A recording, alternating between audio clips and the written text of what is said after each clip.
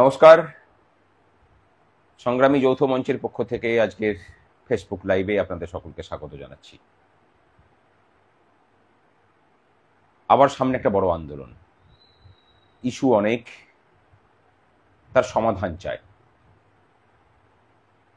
সমাধান মানে মুখের কথাই নয়, প্রকৃত ইস্যুর সঠিক সমাধান এর লক্ষ্য নিয়েই আগামী 28 তারিখ সংগ্রামী যৌথ মঞ্চ, সরকারি কর্মচারী পরিষদ, পশ্চিমবঙ্গ যোগ্য চাকরি প্রার্থী, চাকরিজীবী, চাকরিহারা ঐক্যমঞ্চ সহ আরো অনেকগুলো মঞ্চ ঐক্যবদ্ধ হয়েছেন। বিভিন্ন রাজনৈতিক দর্শনের মানুষ, বিভিন্ন পথের মানুষ, বিভিন্ন পেশার মানুষ তারা একসাথে রাস্তায় নামছেন। তার বড় একটা অন্যতম দাবি, এসএসসি 2016 সালে যারা পরীক্ষা দিয়েছিলেন, যারা নিজের যোগ্যতার জোরে চাকরিটা পেয়েছিলেন, তাদের চাকরিটা বাঁচাতে হবে। সকলের ওএমআর প্রকাশ এবং যোগ্যদের নির্ভুল তালিকা। অনেকে বলবেন সেসব কি আর হবে? আইন আদালত দিয়ে যা কিছু হয় না, আন্দোলন কিন্তু তা অনেক কিছুই করতে পারে।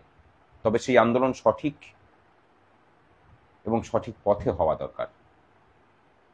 2016 সালের যারা চাকরিহারা শিক্ষক, শিক্ষিকা এবং শিক্ষাকর্মী আছেন, এই প্রথম হয়তো এত সংখ্যায় এই রাজ্যের কর্মচারী শিক্ষক আপনাদের জন্যও পথে নামবেন। আপনারা কি করবেন সেটা আপনারা ঠিক করুন। দাবি আছে, দুর্নীতির কারণে যারা চাকরি পায়নি, বিভিন্ন মঞ্চে তারা ধর্ণা দিচ্ছেন, তাদের চাকরি সুনিশ্চিত করার সাথে সাথে 6 লক্ষ শূন্য পদে এই রাজ্যের ছেলে মেয়েদের জন্য চাকরির বন্দোবস্ত করতে হবে, স্থায়ী চাকরির এবং স্বচ্ছতার সাথে নিয়োগ। দাবি সুপ্রিম কোর্টের রায় মেনে 25% দিয়ে দেওয়ার এবং তার সাথে বর্তমান রোপার যে বকেয়া মহার্ঘ ভাতা, তার 37%টা মিটিয়ে দেওয়ার। একটা শ্রেণীর কর্মচারী তো বলেন যে ও তো আদালত থেকেই হবে। আদালত থেকে না হয় পুরনো রোপার বকেয়াটা পাবেন, বর্তমানের বকেয়া পথে না নামলে কিন্তু সম্ভব নয়। একটা কথা ভেবে দেখুন, সুপ্রিম কোর্ট আপনাকে অধিকার দিল, আপনাকে আইনি স্বীকৃতি দিল আপনার অধিকারের, তারপরেও আমরা বাধ্য করতে পারলাম না রাজ্য সরকারকে সুপ্রিম কোর্টকে মান্যতা দিতে। আপনারা বলছেন সুপ্রিম কোর্ট কি করছে? যদি সুপ্রিম কোর্ট বলে আপনারা কি করেছেন?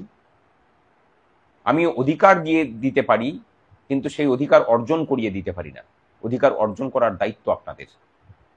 আগামী 28 তারিখ সমস্ত রকম জড়তা ফেলে সকল শ্রেণীর, সকল মত ও পথের কর্মচারীরা পথে নামুক।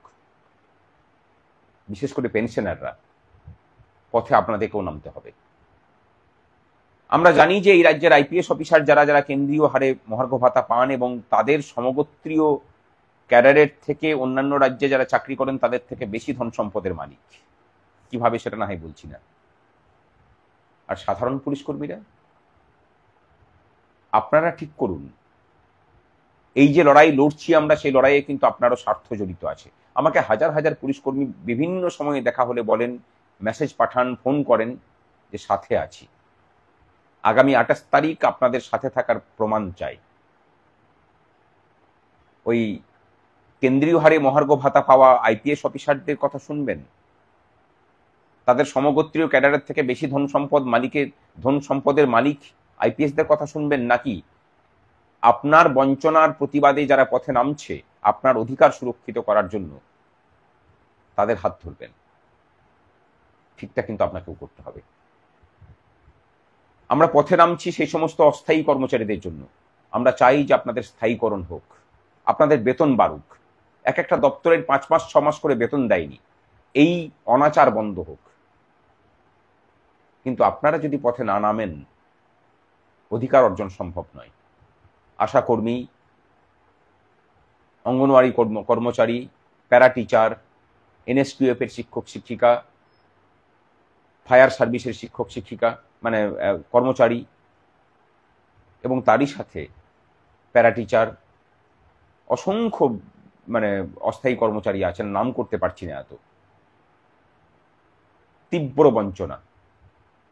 আমরা বলছি না যে একবার নেমেই সমস্ত কিছু সমাধান হবে, কিন্তু আমরা বলতে পারি এটুকুই যে আমরা প্রতিদিন পথে থাকি। আর প্রশাসনের উদ্দেশ্যে জানাই যে কোনো ধমকি চমকি দিয়ে কাজ হবে না।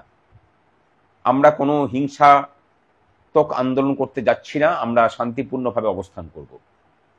আপনারা যেখানে আটকাবেন, কথা দিচ্ছি সেই জায়গাটাকেই আমাদের নিজেদের জায়গা করে তুলব। এবার আপনারা কোথায় আটকাবেন সেটা নিজেরা ঠিক করুন। তবে যদি